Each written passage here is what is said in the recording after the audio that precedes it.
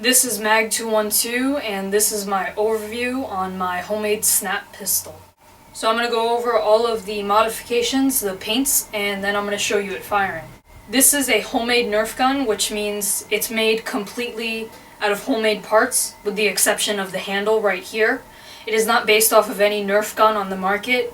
It's just designed to shoot Nerf darts. This specific gun is classified as a snap, which is, it just basically means that it's using a clothespin as the trigger. The base of the snap pistol is 1 1/4 inch PVC, and that's kind of acting as the plunger tube, and there is a bushing in the front so that I can attach barrels to shoot the darts out of.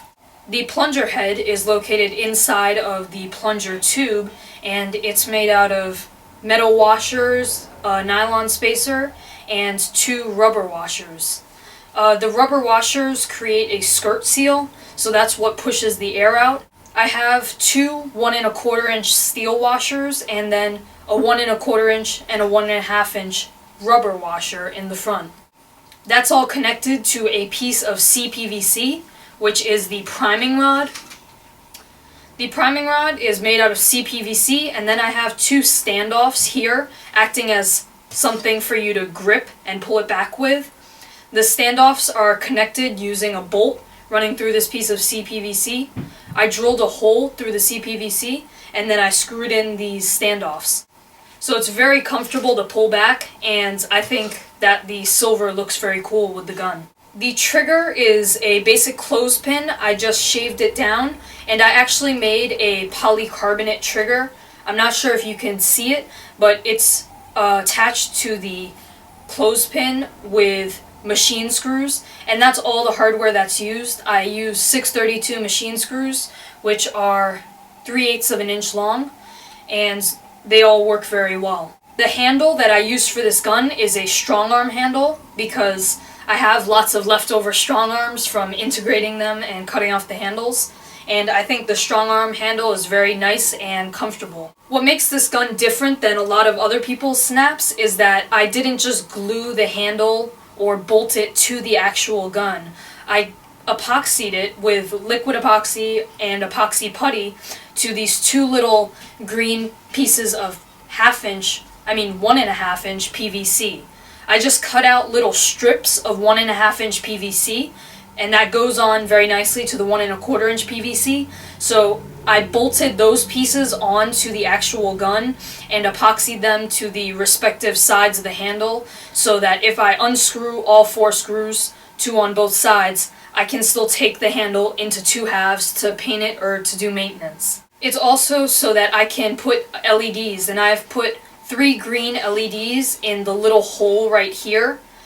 I was able to fit 3, and I wired them to 2 AA batteries located in the handle, and it's wired to a push button switch at the bottom.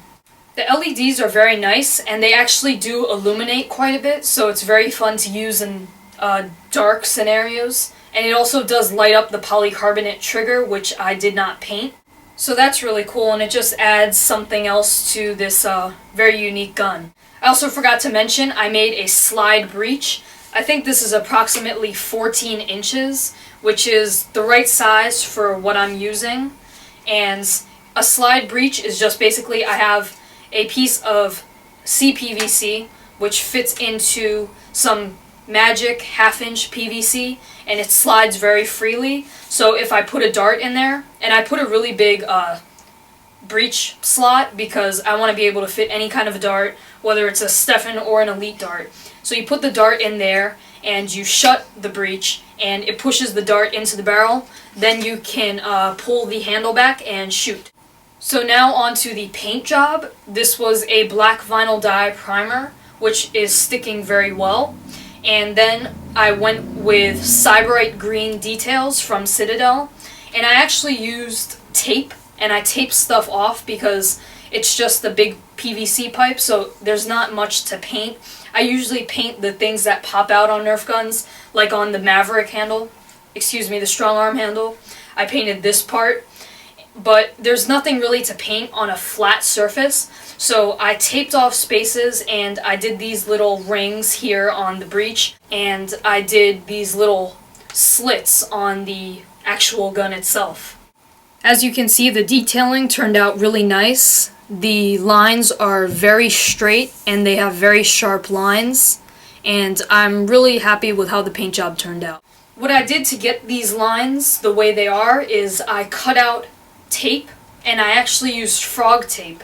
I've been using painter's tape, which is just masking tape with a weak adhesive, so you can put it on paint without ripping the paint off.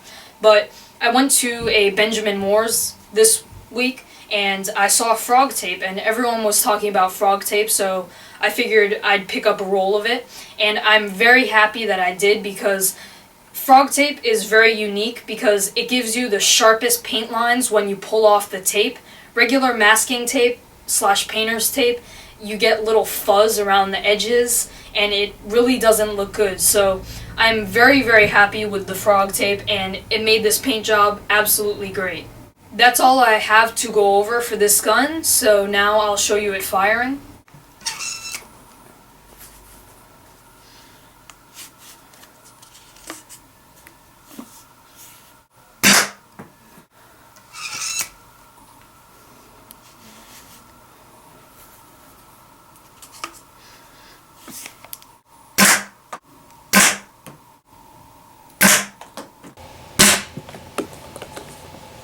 $171,